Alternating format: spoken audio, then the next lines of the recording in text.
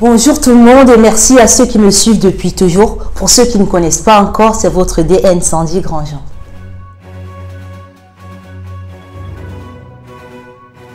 Comme je vous le dis tout le temps, avec les pathologies liées à l'alimentation, c'est au moment où la petite goutte d'eau déborde le vase que débutent ces mots.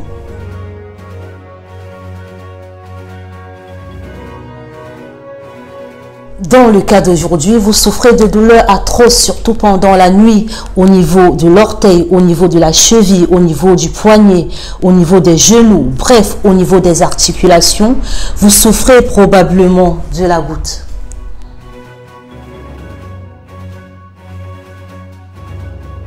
La goutte est une forme d'arthrite rhumatismale sur laquelle l'alimentation impacte. C'est une affection diagnostiquée par une hyperuricémie ou un taux anormalement élevé d'acide urique dans le sang. L'acide urique est le terme ultime des déchets produits par les métabolismes des purines.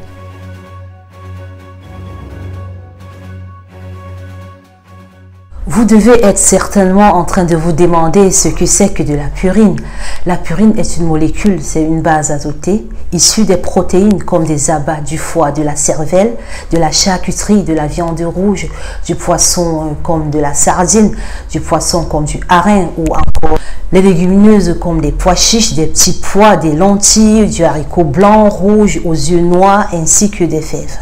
Donc, si je reviens à la purine, son catabolisme dans l'organisme va produire de l'acide urique qui est un élément essentiellement éliminé par le rein. Lorsque l'excédent n'est donc pas complètement éliminé, les cristaux se déposent dans l'organisme au niveau des articulations. La crise de goutte aiguë est déclenchée par une suralimentation, surtout un excès de protéines, la bulle d'alcool.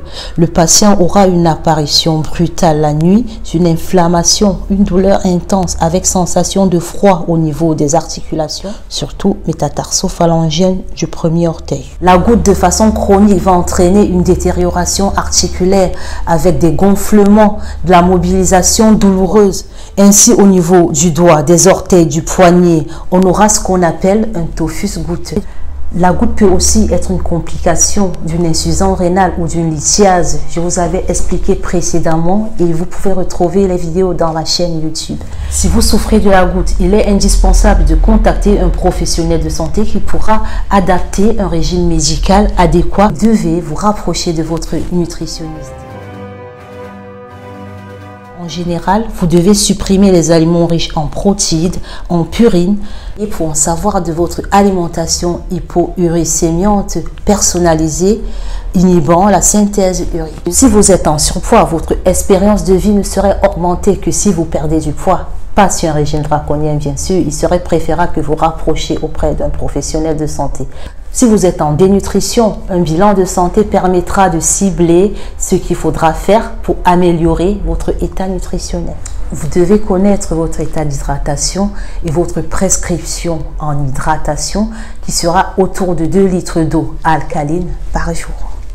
Si vous avez des carences, il vous sera préconisé un bilan de santé afin d'évaluer vos carences et puis sur une perte de poids ou un gain de poids, essayez d'équilibrer vos apports nutritionnels.